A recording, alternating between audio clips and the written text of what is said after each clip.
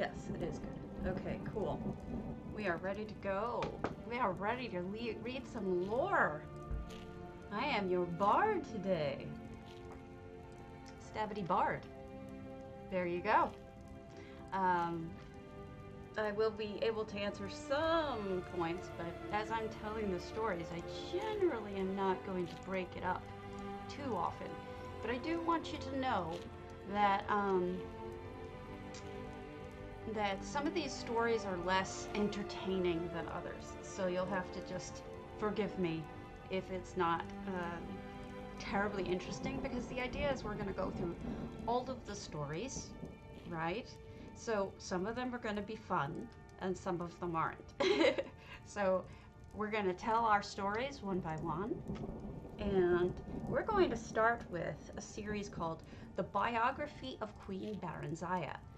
Now, there's two different series of Queen Baranzaya that you may have heard of. The first one is the biography series, but there is a second set, which is the true story of the real Baranzaya, unauthorized biography. Now that one is a little racy. This one is a little dull. So you'll have to just bear with me and just go through this more dull story. Thank you. Glad to hear it. I am your bard this evening, so I will read you the first story. Sorry if it's a little dull, like I said. Not all of these books are fascinating. So first things first, as we sit by the fire, if the sound is too loud, if as a bard the musicians in the background are playing too loud, I could ask them to lower their sound. You just let me know. And if you have questions, I'll try to answer them in between. But here we go to the first book of the biography of Queen Baranzaya, Volume 1 by Stern Gamboge, Imperial Scribe. Volume 1 of the life history of Queen Baranzaya. Late in the Second Era, an heir, a girl child, Baranzaya, was born to the rulers of Mournhold in Morrowind. She was reared in all the luxury and security befitting a royal dark elf child until she reached 5 years of age. At that time, His Excellency Tiber Septim demanded that the decadent rulers of Morrowind yield to him and institute imperial reforms. Trusting to their vaunted magic, they impudently refused, and much of Morrowind was laid waste in the conflict that ensued. The little Princess Baranzaya and her nurse were found among the wreckage. General Symmachus, himself a dark elf and born in Mournhold, suggested to His Excellency that the child might someday be valuable, and she was placed with a loyal supporter who had recently retired from the Imperial Army. On retirement, Sven Advinson had been made Baron of Blackmoor, a small town in central Skyrim. Baron Sven and his wife reared her as their own daughter, saw to it that she was educated appropriately, and more importantly was taught the imperial virtues and piety. In short, she was made fit to take her place as a member of the new ruling class of Morrowind. The girl Baranzaya grew in beauty, grace, and intelligence. She was very sweet-tempered, a joy to her adoptive parents and their 5 young sons, who loved her as their elder sister. Other than her appearance, she differed from the young girls of her class only in that she had a strong empathy for the woods and fields, and was wont to escape her household duties to wander there. Baranzaya was happy and content until her 16th year, when a wicked orphan stable boy with whom she had befriended out of pity told her that he had overheard a conspiracy I don't have of much her of a dear reputation in guardian. Skyrim yet. Baron I'm working on Sven, that. said the boy, One sweet had dealt lady with at a a Red time. Guard visitor to sell her as a concubine in Rihad, as no Nord or Breton would marry her on account of her black skin, and no Dark Elf would have her because of her foreign upbringing. "Whatever shall I do?" the poor girl wept, trembling, for she had been brought up in innocence and trust, and it never occurred to her that her friend would lie to her. The wicked boy, who was called Straw, said that she must run away if she valued her virtue, but he would come with her and protect her. Sorrowfully, Baranzaya agreed to this plan, and that very night, Baranzaya disguised herself as a boy, and the pair escaped to the nearby city of Whiterun. After a few days there, they managed to get places as guards in a disreputable merchant caravan. The caravan was heading east by side roads in a dishonest attempt to elude the lawful tolls charged on the highway. Thus they eluded pursuit until they reached the city of Riften, where they ceased their travels. They felt safe in Riften, close as they were to the Morrowind border, so dark elves were commonly seen. And that is the first book of the biography. But there's several books of the biography, and if you have questions, you can ask me. I may not be able to answer all of your questions, but I can certainly try. So, since it's a long, dark, rainy night, and we have nowhere to go, let's keep going. Biography of Queen Baranzaya, Volume 2. And as I am no dark elf, just so you know, I may not be able to say these names properly. It's possible that her Baranzaya is Berenzia or some other pronunciation, but I'm no dark elf, as you can obviously see from looking at me, so I could hardly know how to pronounce their names properly. So on we go. The first volume of this series told the story of Baranzaya's origin, heiress of the throne of Mournhold, until her father king rebelled against his excellency, Tiber Septim, and brought rum to the province. Rum! I meant ruin, not rum! He brought ruin to the province of Morrowind. Bringing rum would be delicious. Due to the benevolence of the emperor, the child, Baranzaya, was not destroyed with her parents, but reared by the Baron Sven of Blackmoor. She grew beautiful, pious, and trusting in his care. This trust was exploited by a wicked orphan stable boy at Baron Sven's estate, who with lies tricked her into fleeing Blackmoor with him. After many adventures on the road, they settled in Riften, a Skyrim city on the border of Morrowind. The stable boy, Straw, was not altogether evil. He did love Baranzaya in his own selfish fashion, and the lie was the only way he could think of that he might have her. She, of course, felt only friendship for him, and he was hopeful that she would change her mind. He wanted to buy a small farm and settle down in marriage, but his earnings were barely enough to feed and shelter them. After only a short time in Riften, Straw fell in with a bold villain of a Khajiit thief named Theris, who proposed that they rob the Imperial Commandant's house. Theris said that he had a client, a traitor to the Empire, who would pay well for the information they would find there. Could you suggest that my beautiful hair is a wig? Oh, how could you?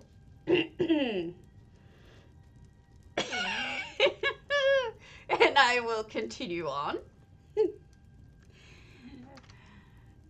Baranzaya happened to overhear this plan and was appalled. She stole from the rooms and walked the streets of Riften in desperation. Torn between loyalty to the Empire and to her friend. Oh, I think you're just imagining it, Mr. Warzone. This is clearly not a wig. It's clearly my own beautiful hair.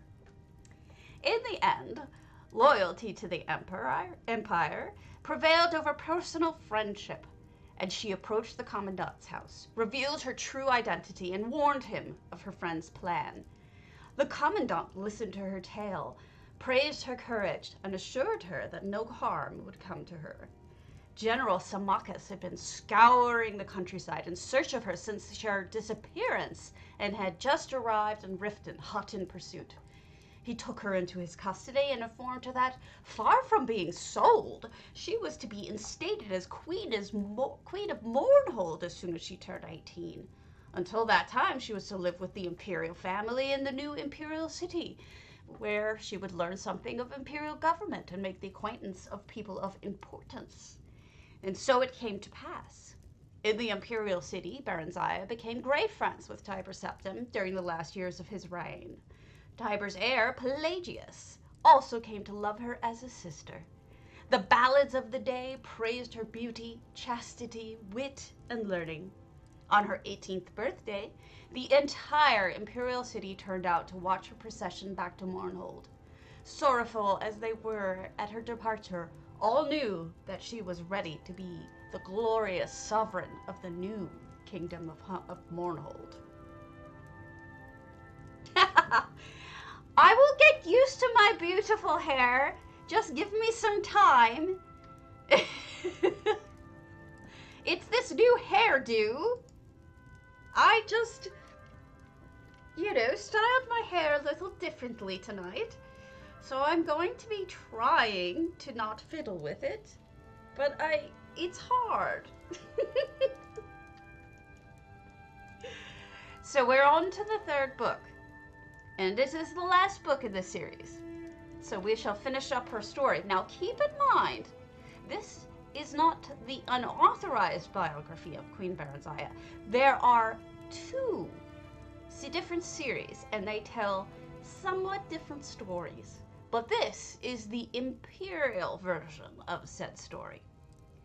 On we go to Volume 3. Baranziah was welcomed kindly by the Emperor Tiber Septim and his family, who treated her like a daughter during her stay in the newly built imperial city. After several happy months there learning her duties as a regent under the empire, Symmachus escorted her to Mournhold, where she took up her duties as queen of her people under his wise guidance. Gradually they came to love one another and were married and crowned in a splendid ceremony at which the emperor himself officiated. After several hundred years of marriage, a son, Helseth, was born to the royal couple amid rejoicing and prayers to the goddess who had at last blessed their marriage. Although it was not known at the time, it was shortly before this blessed event that the Staff of Chaos was stolen from its hiding place deep in the Mournhold mines by a clever bard known only as Nightingale. 8 years after Helseth's birth, Baranziah bore a daughter, Morgaya, named for Symmachus' mother, and the royal couple's joy was complete. Alas, shortly after that, relations with the empire mysteriously deteriorated, leading to much civil unrest in Mournhold. After fruitless inquiries and attempts at reconciliation, in desperation, Baranziah took her young children and traveled to the imperial city herself to seek the emperor's ear. And Symmachus remained in Mournhold. During her audience with the emperor, Baranziah, through her magical arts, came to realize, to her horror and dismay, that the so-called emperor was an impostor, none other than the bard Nightingale who had stolen the Staff of Chaos. Exercising great self-control, she concealed this realization from him. That evening, news came that Symmachus had been killed in battle, and that Mournhold had been taken by the rebels. Baranziah knew not where to seek help, and when a knock sounded at her door, it was Eadwire, king of Wayrest and an old friend of Uriel Septim and Symmachus. He comforted her, pledged his friendship, and confirmed her suspicions that the emperor was indeed an impostor, and none other than Jagar Tharn, the imperial battle mage. Tharn had supposedly retired from public work and put his assistant, Rhea Silmain, in his stead. As it seemed, Tharn had never left the imperial city. Rhea was dead, but her ghost had appeared in Eadwire's dreams and revealed that the true emperor had been kidnapped by Tharn and imprisoned in an alternate plane. Tharn had then used the Staff of Chaos to kill her when she attempted to warn the council of his nefarious plot. Together, Eadwire and Baranziah plotted to gain the impostor's confidence and unmask him with the help of another friend of Rhea's, who was currently in prison, but to whose dreams she had access, and who possessed great, albeit untapped, potential. As an aside, that's the plot of Arena. Continuing on. Just a moment. By reading his secret diary, she learned that he had broken the staff into 8 pieces and hidden them. She managed to obtain a copy of the key to Rhea's friend's cell and bribed a guard to leave it within the cell, as if by accident.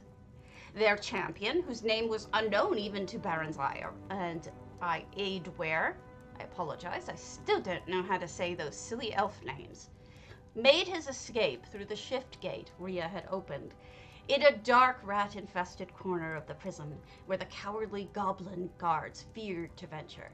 It took Baron Zaya several months to learn that the hiding places of all 8 staff pieces through snatches of overheard conversation and rare glimpses of the diary. Once she had the vital information, she and Edwire fled to Wayrest, where they managed to stave off the sporadic efforts of Tharn's henchmen to obtain revenge. There, Tharn, whatever else might be said of him, was no one's fool, save perhaps Baron Zaya's, and he concentrated most of his efforts in tracking down and destroying the great champion. And as all now know, the brave, tireless, and forever nameless champion was successful in reuniting the Staff of Chaos. With it, he destroyed Tharn and rescued the true Emperor, Uriel Septim. Following the restoration, a grand state memorial service was held for Symmachus in the Imperial City, befitting the man who had served the Septim family so long and so well. Baron Zaya and good King Edwire had come to care deeply for one another, and had married in the year after their flight from Imperial City. Her children remained with her, and a regent was appointed to rule Mournhold in her absence. She planned to return after Edwire's death. He was elderly when they wed, so she knew that the event, alas, could not be far off, as the elves reckon time. It is different. I'm trying to do something else, not just housing. We'll keep doing housing, though. Don't be afraid about that. Housing will still happen. But we're also going to do a little bit of other things. Now, I'm going to skip over the brief history of the Empire, which we've all probably heard 1,000 times. We'll go back to it in another night, but to keep things interesting, we'll go through some other books instead. Let me see. What is a story I could tell you that's a little less...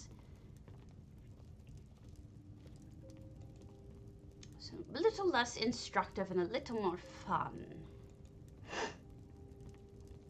Let me see. I'm not sure. We'll figure it out. Oh, so much of this is just storytelling. It's just history. It isn't as much fun as it could possibly be. Thank you. All right, we'll just go right on to the one after it. Now, Broken Diamonds is another sort of historical tale, less interesting as it is insight. So take it for what it's worth, which may not be as fascinating as one would hope, but it will work. Broken Diamonds by Ryston Baylor, a tale of a sorrowful holiday. Now, pretend I am a man speaking as a man to you. It will be difficult for me to pretend, but imagine it. I remember as a young lad in Glenumbra Moors my first Broken Diamonds holiday. The big, noisy festivals I remember very well. Harvest's End, Mid-Year, New Year, the Emperor's Day. All of these I have memories of that stretch back before I became truly aware of the meaning of our celebrating. On the 19th of Frostfall, every year, my family and I would walk to a ruined castle in the middle of the wilderness, together with everyone else we knew in the moors. Hands clutched in hands, we would form an enormous circle around the ruins, and head reverently bowed, we would sing a song, the Sepharv. For years we did this, and I never asked why. It is an odd thing that normally curious children, from my experience, never ask questions about broken diamonds, and adults seldom volunteer information. Gradually, as we learn about our homeland through university or the prattling of ancient relatives, we come to guess and then know the meaning of broken diamonds. I cannot be objective as a native of Glenumbra Moors, but visitors have told me that the sorrow, more often they use the word shame, of the natives is almost overwhelming. There is a sense that a great and ancient crime still burns in the conscience of people of the Moors. Though it did not happen in our lifetimes, we know that the debt is not yet paid. I refer, of course, to the murder of Her Terrible Majesty Kintyre II, Empress of Tamriel, on the frozen morning of the 23rd of Frostfall in the year 3rd Era 123. We do not know the name of the castle where she was held. We do not know the name of her murderer, though the man who ordered the murder was her cousin and usurper, Uriel III. We do not know where she was buried, but our ancestors knew that their rightful ruler was imprisoned somewhere in their land and did nothing to help her. For that, we bear their shame. On that morning, when our great-grandparents heard of Kintyre's death, all were stricken with horror and regret at their lack of action. All the people of Glenpoint and Glenumbra Moors searched out those responsible in every imperial castle. They formed barriers with their bodies to hold the killer within. Flags bearing the red diamond of the Septim family were torn and scattered, and broken diamonds littered the snow. The song we sing, Every Broken Diamonds, as I mentioned before, is the Sepharv. I asked everyone in Glenumbra Moor what the meaning of the song is, for it is an old Bretic, and each generation only knows it because they were taught by their parents. No one knew the exact meaning of the words, not even the tone and emotion of the words can be easily translated. When I later talked to the scholar who gave me an accurate translation of the Sepharv, I began to understand both why our ancestors chose it as the anthem for the great injustice of the murder of Kintyre II, and the sorrow that still pervades Glenumbra Moor since that dark morn. The Sepharv souls of our fathers suffer deeply, for you have led us to the dark time, when our own souls, filled with air, allowed ignorance and villainy to thrive in what used to be our land. Howl, ancestors, howl, and bring us memories of our conformance with evil. We do anything we can to survive, giving up our minds and hearts and bodies. We will not fight, and we will be torn, and like flotsam in a whirling tide, we will be forever the agents of injustice, but we will mourn it forever. So, that was another book. Let me see. Now we can talk about something that isn't usually spoken about in public. We will speak of the Dark Brotherhood. It's a little bit like a ghost story in the middle of the night. The Brothers of Darkness by Pilarn Assi. A brief history of the Dark Brotherhood. As their name suggests, the Dark Brotherhood has a history shrouded in obfuscation. I can speak, really, I can. Their ways are secret to those who are not themselves brothers of the Order. Brother is a generic term. Some of their deadliest assassins are female, but they are often called brothers as well. How they continue to exist in shadow, but be easily found by those desperate enough to pay for their services, is not the least of the mysteries surrounding them. The Dark Brotherhood sprang from a religious order, the Morag Tong, during the Second Era. The Morag Tong were worshippers of the Daedra spirit, Mephala, who encouraged them to commit ritual murders. In their early years, they were as disorganized as only obscure cultists could be. There was no one to lead the band, and as a group they dared not murder anybody of importance. this changed with the rise of the Night Mother. All leaders of the Morag Tong, and then afterwards the Dark Brotherhood, have been called the Night Mother. Whether the same woman, if it is even a woman, has commanded the Dark Brotherhood since the Second Era is unknown. What is believed is that the original Night Mother developed an important doctrine of the Morag Tong, the belief that, while Mafala does grow stronger with every murder committed in her name, certain murders were better than others. Murders that came from hate pleased Mafala more than murders committed because of greed. Murders of great men and women pleased Mafala more than murders of relative unknowns. We can approximate the time this belief was adopted with the first known murder committed by the Morag Tong. In the year 324 of the Second Era, the potentate Vezduche was murdered in his palace in what today the Elsewhere Kingdom of Senchal. In a brash move, the Night Mother announced the identity of the murders by painting Morag Tong on the walls in the potentate's own blood. Previous to that, the Morag Tong existed in relative peace, more or less like a witch's coven, occasionally persecuted but usually ignored. In remarkable synchronicity, at a time when Tamriel the Arena was a fractured land, the Morag Tong was outlawed throughout the continent. Every sovereign gave the cult's elimination his highest priority. Nothing more was officially heard of them for 100 years. It is more difficult to date the era when the Morag Tong re-emerged as the Dark Brotherhood, especially as other guilds of assassins have sporadically appeared throughout the land of Tamriel.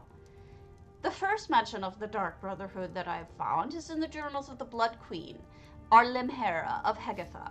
She spoke of slaying her enemies by her own hand, or if necessary, with the help of the Night Mother and her Dark Brotherhood, the secret arsenal my family has employed since my grandfather's time. Arlimhera wrote this in Second Era 412, so one can surmise the Dark Brotherhood had been in existence for at least 360 if her grandfather had truly made use of them. The most important distinction between the Dark Brotherhood and the Morag Tong was that the Brotherhood was a business as much as it was a cult. Rulers and wealthy merchants used the order as an assassin's guild. The Brotherhood gained the obvious rewards of a profitable enterprise, as well as the secondary benefit that rulers could no longer actively persecute them. They were needed. They were purveyors of an essential commodity. Even an extremely virtuous leader would be unwise to mistreat the Brotherhood. Not long after Alimhera's journal entry came perhaps the most famous series of executions in the history of the Dark Brotherhood.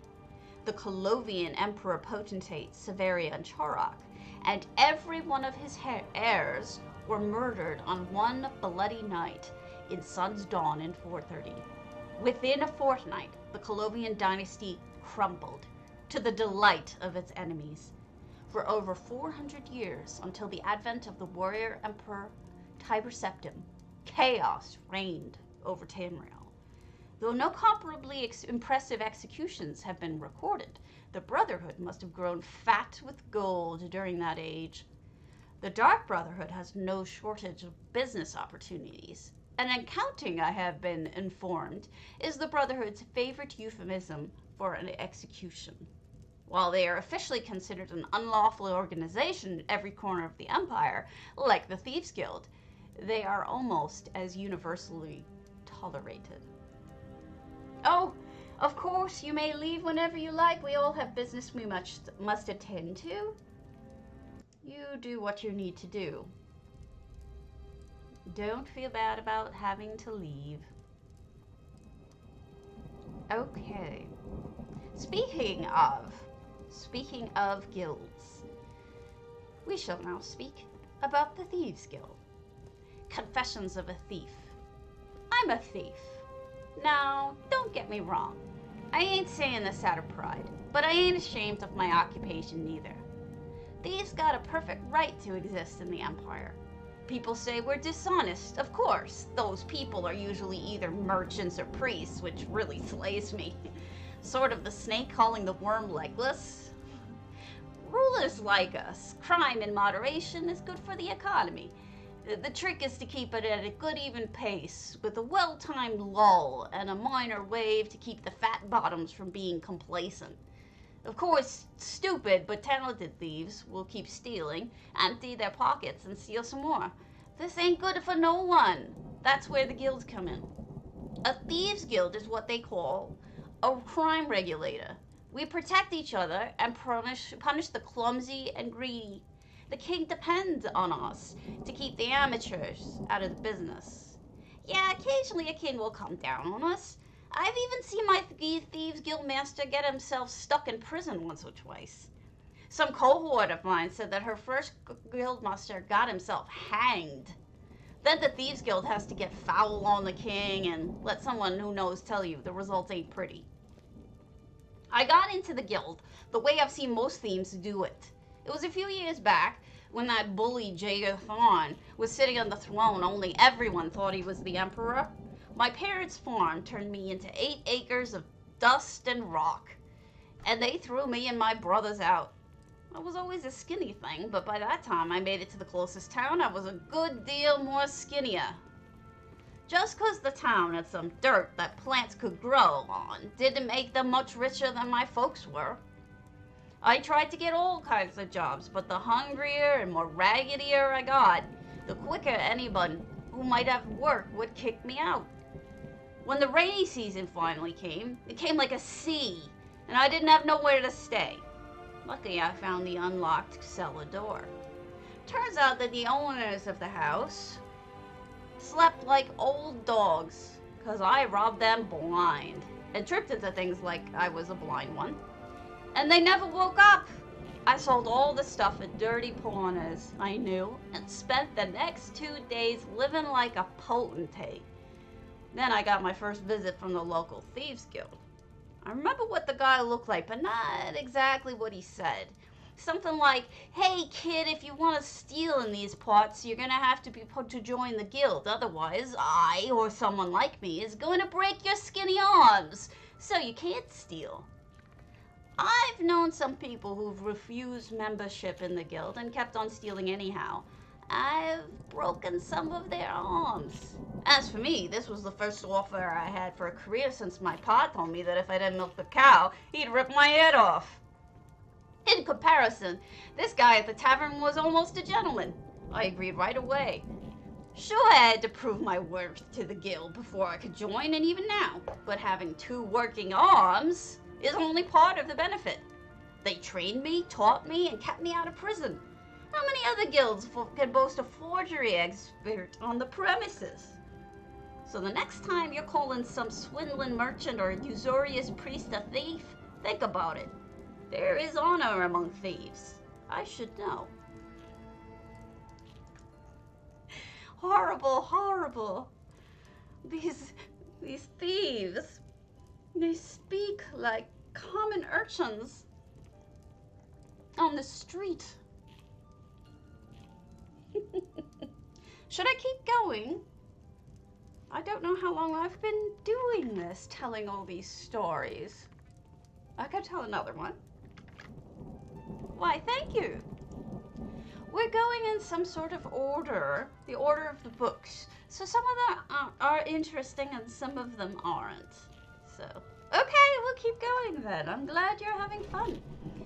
Divad the Singer by Destry Malarg. The early years of Divad the Singer. Divad the Singer is in one body 2 unique and distinct people. Divad is most well known of the Redguard heroes. Frandar Hunding's son, probably the most accomplished Unsay who ever lived. Yet early in his life, Divad appeared to thoroughly have rejected the way of the sword. Divad was the only son of Frandar Hunding and was born late in Hunding's life, 2396 in the old way of reckoning, probably about First Era 760 by the Tamrielic calendar, when he was away most of the time fighting the last of his duels and engaging in the many battles and insurrections of the period. At 11, Divad entered the Hall of the Virtues of War and began training. But at 16, he finally let his anger at growing up essentially fatherless get the better of him. Divad broke his swords and left the hall to become an acrobat in a traveling circus. The life in the circus was unsatisfying to Divad, and after 2 years, his innate artisan heritage drove him to become a musician, and finally, a bard. For 2 more years he traveled, singing in the cities of the empire, gaining no small amount of fame and recognition for his stirring songs and popular songs and music. Although Divad had publicly forsaken the way of the sword, it would appear that he continued to practice the compulsory forms of training he was taught in the hall. He carried no sword, but in the late evening, bright lights could often be seen in his tent. My source says nothing more about this, but it may be assumed that the writer was suggesting that Divad was practicing the form of the way known as Shehai Shen Sheru, the way of the spirit sword, or simply the Shehai. Divad was very popular with the people of his empire, and his music and concerts were well attended. Still, he could not escape his heritage of the sword. When the last emperor ascended to power and began to persecute the sword singers, Divad was among the first to attract his attention. Once the Emperor Hira and his consort decided to go to war with the singers for control of the empire, he moved swiftly against those singers who were visibly part of the empire society. Most he had killed, but Divad's music and fame were so widespread that he sent a team of his personal guards to arrest them. The emperor's men were either very lucky or very unlucky, depending on how you choose to view it. Being no fool, Hira sent 100 of his best guards, for even an unarmed singer was a very dangerous foe. The luck was that they were able to capture Divad and place him in chains, for they came at him as he sat dining with his elderly mother. The disaster was that as he surrendered, they rashly struck the pleading old woman. Too hard, it would seem, for she fell dead with a single blow. That single thoughtless deed, as is often the case in war, was the one pivotal factor that caused their eventual defeat. That act ignited in Divad the spirit of the way. Up until that careless stroke, Divad was an ordinary artisan. No, an artist, a great artist, but no warrior. The moment of her death, Divad rose from his seat, took his chains between his 2 hands, and began swinging the heavy chain in a deadly arc.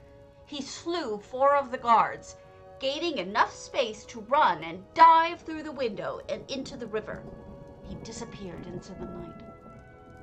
From that point, Divad was spotted many times and told of in many more rumors all across the empire, far more places than a mere mortal man it could have ever been. At every point where Hira's men gathered to do mischief, the resistance was attributed to Divad. As Hira moved against the singers and began forming the army to invade High Desert, it was Divad who carried the news to the singers. Divad was among those who climbed Hatu to find Hunding in his cave. What is not well known is that Hunding at first refused to take leadership of the singers. The first attempt to interrupt him at his death poem caused him to drive the elders from his cave. He even formed the Shehai in his anger.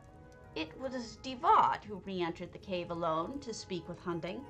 To this day, no one knows what was said, what happened in that cave. Scribes of the time reported bright flashes of light and angry voices. 5 long hours came and went. Then both emerged from the cave, Divad at Hunding's side. The rest, as they say, is history. Divad, who had not completed training in the Hall of the Virtues of War, became an advisor to Hunding and spent his time reading the newly completed Book of Circles. But his role in the hammer and anvil strategy was a simple sword singer and fighter.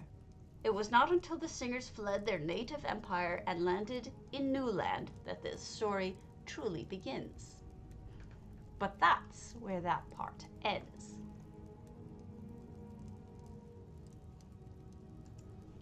Is this a good one?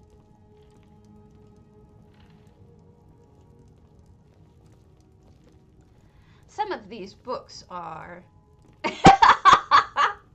too true, aren't you? That's hilarious. Some of these tales are a little more dry than others, but I have no choice but to read them all and tell you the stories in the way that they run. Who am I to decide among them what lore to know and what lore not to know? So here we go. The Ebon Arm by Whittenroll. Description of the appearance of Raymond Ebonarm, god of war, in a battle. The ground shakes. The great armies continue to wage their unrelenting battle. The battlefield is red. The rivers flow crimson. The sky reflects a deep pink.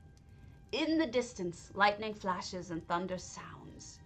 Two huge ravens begin circling the field. Their blackness is vibrant against the various shades of red in this vista of death and suffering. The bright lashes of light and rumbling begin to increase. The redness surrounding the battlefield begins giving way to a golden glow from the east, almost like a summer's setting sun. From the false sunset, a massive golden stallion and single rider approach.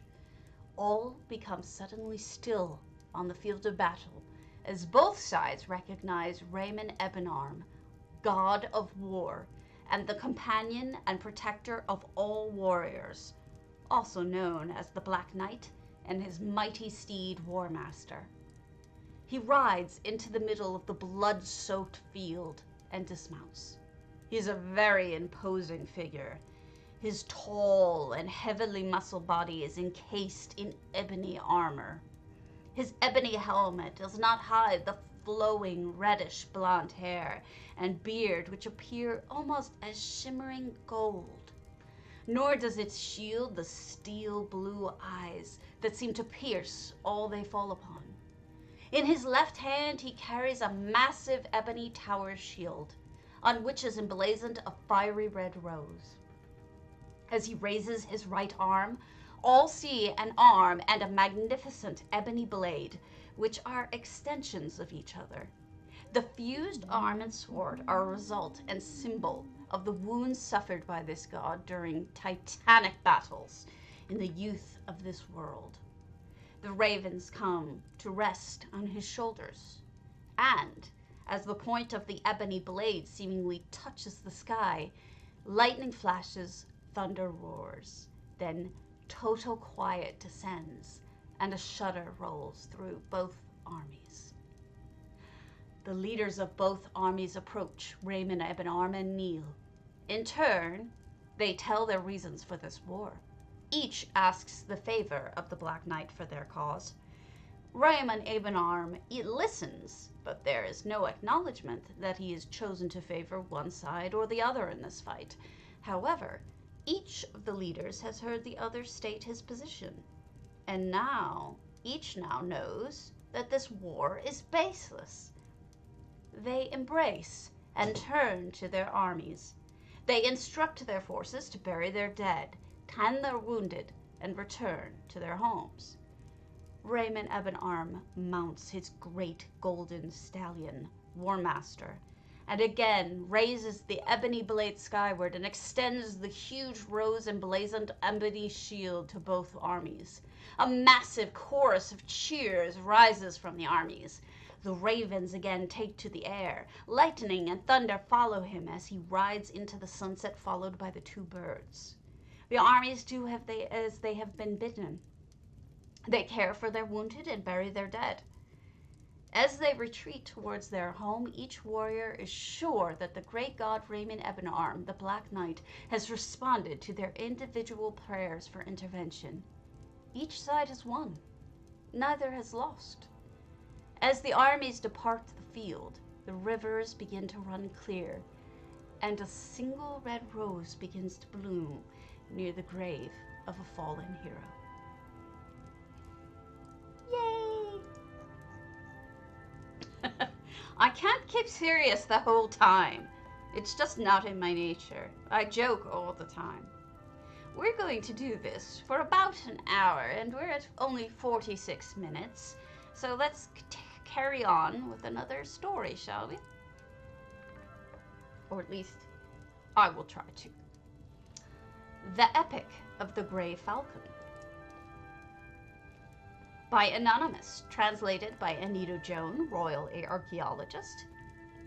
As uncovered and translated by Anita Joan from an ancient tome. This tale comes from sometime in the Second Era, most probably after the time of the Nahaten flu, or at least I have so surmised due to the reasons in the text. Whether or not the tale is true, it remains an interesting story of survival. The reader will, I trust, forgive me if I translated the epic somewhat informally. The message, I think, is universal and should not be misread. Enjoy, gentle reader. The Grey Falcon, a small warship of the Somerset Isle, was patrolling deep in the ocean for a pirate that had been looting the coast. The first 3 weeks were uneventful. 2 hours after sunset, in the 22nd day out of port, the lookout spotted a top of a sail in the moonlight, just on the horizon. "Sail to starboard, forward quarter!" the lookout of the Grey Falcon cried. The crew and captain of the Grey Falcon were quickly roused and stumbled to the deck. "'Tis the ship we're looking for, Captain," said the lookout. "All hands to battle stations, all archers to their posts!" The captain yelled, "Full ahead!" The two ships closed, and a dark figure stepped out of the forecastle of the pirate ship. The figure made a gesture with his hands, and a giant ball of fire streaked towards the Grey Falcon. The ball of fire struck the Grey Falcon in her sails, quickly catching them aflame. The figure made another gesture. Large bolts of ice streaked out from his hands and hit the Grey Falcon just above and below the waterline, gouging large holes in her hull. The Grey Falcon was mortally wounded. The captain cried, "All hands abandon ship!" and he was cut off by a pirate's arrow shot into his throat. As the Grey Falcon, aflame and listing badly, plunged into the sea, one of her sailors, Derek Seaspit, managed to avoid the pirate arrows and spells to make his way to a lifeboat and lowered it into the darkness below. Just as the lifeboat hit to the water, a quick grey shape jumped into it. Derek looked and saw it was Helnor Snarlsbane, a Khajiiti merchant assigned to the ship. The two rowed the small boat away as the Grey Falcon finished her descent into the sea. In the darkness, the pirate ship missed their small craft, and the two rowed well out of the pirates' possible view. They both collapsed from exhaustion. Early morning the next day, they took an inventory of the lifeboat's stores. Normally, the lifeboat carries enough food and water to supply 7 people for at least 10 days. In place of the food, though, Helnor found a note. The food in this lifeboat was found to be in violation of Somerset Navy regulation during inspection. In accordance to that article, the food was taken away and destroyed. A replacement may be obtained by redeeming this letter at the Port Supply Office. Signed, Lieutenant Inspector Windhallow. Said Derek to his Khajiit companion. "We have plenty of water, but we are out of food. I don't know what we're going to do. I suppose we could try fishing, but we have no bait." "There's no chance we can make it back to the land before we starve to death. 'Twill be over a month in this craft." "Wait, I have an idea," said Helnor, with a gleam in his cat-like eye. 6 weeks later, the lifeboat entered the port of Corwich. As it was tethered to the dock, a solitary figure was pulled out, looking weather-beaten and thin. One of the dock workers peered into the life raft. After the figure was taken away, the port healer for treatment. What's this? The worker said to himself as he picked up a large bone from the boat, a bone bleached white by the sun. After the sole survivor of the Grey Falcon recovered from his ordeal, he was taken to the inquest for the death of Derek Seaspit and placed on a chair before the magistrate. We here in High Rock have a dim view of cannibalism. You'd better have a good reason for your actions, the Inquisitor boomed at Helnor Snarsbane. By the lady, do you? Helmore stood and said, Your Honor, this one had no choice. There was no food, and it was at least 2 months to the closest port. We both decided that this was the only way someone would make it. Well then, I suppose that is understandable, if somewhat distasteful, the Inquisitor said. You think it was distasteful, Helnor muttered to himself. This one didn't have any seasoning. One final thing, Mr. Snarlsbane. How was it that you decided that you would be the one to dine on the other? The toss of a coin? Helnor drew himself up and said, Your Honor, it was very simple. Derek Seaspit was a vegetarian. Case dismissed.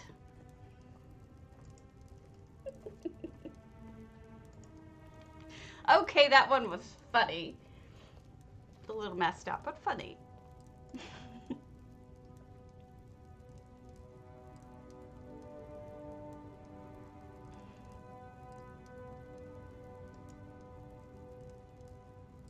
Okay, let us continue on with The Fall of the Usurper by Pollux Ilthry, a speculative analysis as to the part played by Baron Othrock of Dwynnin in the downfall of the Camoran usurper. The people of Dwynnin celebrate Othroctide every 5th of Sun's Dawn, the date when, according to legend, a man emerged from the wilderness of High Rock and defeated the undead of Castle Whitemore to become the first Baron of Dwynnin. Few people believe the legend anymore, but there most certainly was a Baron Othrock of Dwynnin who was destined to become one of the true heroes of High Rock, if not all Tamriel.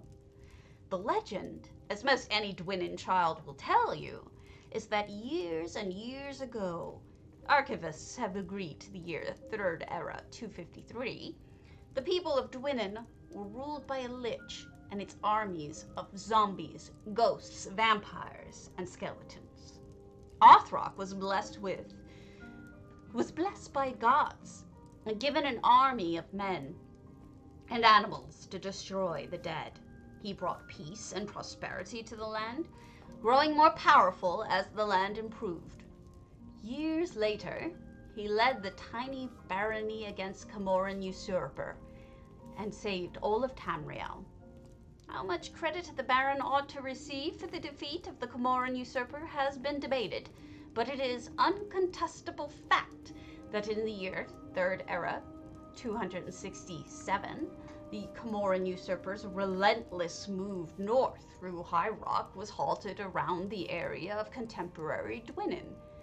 Dwynnin is actually larger than it was in the first Baron's day. It did not, in fact, have a seaport, but the Battle of Firewaves was a coastal battle. The fact that the battle probably did not occur in Dwynnin does not in itself belittle the Baron's participation in it.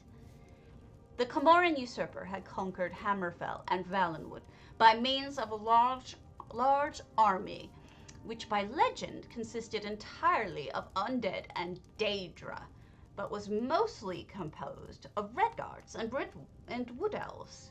In all probability, the usurper summoned the Daedra and undead in Orenthia, and slowly replaced the original summoned creatures with the armies of his conquered territories. Most armies of Valenwood have been historically mercenary. Word of the usurper's conquest reached High Rock in early 266, but preparations to repel the invasion did not begin until early the following year. Historians attribute 2 factors to High Rock's hesitancy. The primary powers of the Bay were ruled by particularly inept monarchs. Wayrest and Sentinel both had kings in their minority, and Daggerfall was torn by contention between Helena and her cousin Gelathi. The Lord of the Reich, Gradkeep, now Anti-Claire, was deathly ill through 266 and finally died at the end of the year. There were, in short, no leaders to unite the province against the usurper. Of the leaders with any influence, at least 8, the 8 traitors of legend, made secret allegiances with the usurper to protect their lands. The secondary reason for the lethargy of High Rock had to do with the depth of relations between the province and the Septim Empire. For the first time since the beginning of the dynasty, an emperor ruled Tamriel who was neither a Breton nor had spent any of his childhood in High Rock. The difference between Sepphoris II and his cousin Uriel IV, who preceded him, was appalling to the people of High Rock. Even mad emperors like Pelagius III revered the Bretons over all races, and cousins and younger siblings of the emperors have ruled in High Rock since the foundation of the empire. Sepphoris was a Nord, with Skyrim and Morrowind sympathies. The attitude of the common men of High Rock was sympathetic towards the Comoran usurper as an archfoe of this hated emperor. The Baron and his less legendary allies, the rulers of Ucaleon, Phrygia, and Cambria, changed this favorable perception. News of the usurper's barbaric treatment of captives and abuse of conquered lands, mostly true, spread rapidly through their territories, and then to other neutral lands. Within a few months, the greatest navy ever combined organized along the High Rock edge of the Iliac Bay. Only the navy of Uriel V's ill-fated invasion of Akavir was comparable. How the combined forces of High Rock defeated the endless army of the Comoran usurper is certainly worthy of a lengthy book in itself, and perhaps it is best left to the public imagination. Certainly the weatherwort against the usurper, which is reason in itself to attribute divine intervention. Baron Othrock's divine purpose is the central theme to Othroctide, after all, and as the poet Braylock wrote, to find the facts, the wisest always look first to the fiction. Not my favorite tale, but we are trying to go through all of the different lore. I think we have time for one last tale. Let me see. Let us do The Fairy by Sun Triyop. Discussions of various types of fairies and how they relate. Fairy have been on Tamriel, in all probability, long before recorded history, perhaps since or before the days of the Elder Ones. The tales of their mischief are found in every culture, in most every village and city-states in the Empire. Alternately, they are called fairy, fae, Iliadi, sprites, pixie, and sylphim, and their natures seem to flit from one story to the next with the same variation. It can almost be said that fairies are anything unpredictable in nature.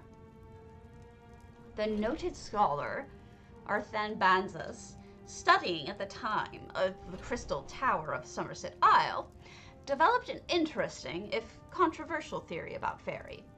He organized the fae variants on a chain, beginning with the glimmering sparks called pixies, or Williki by the Red Guards at one end, and the godlike beings such as Getas, Conus, and Sigria at the other.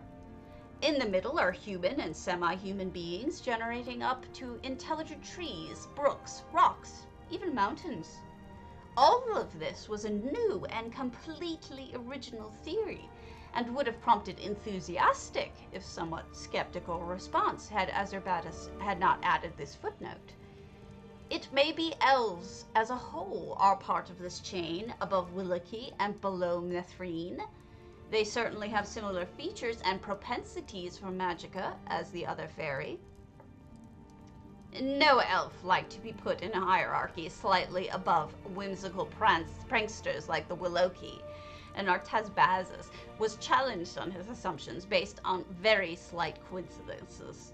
Nevertheless, with modification, his fairy chain theory has gained wider and wider acceptance since its publication. The Maybe you hierarchical just aren't chain up to is the not, in the challenge. strictest sense, an order of command.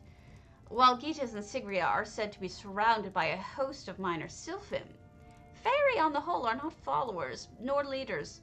Their plans and schemes are not governed by a higher purpose, simply their own whim.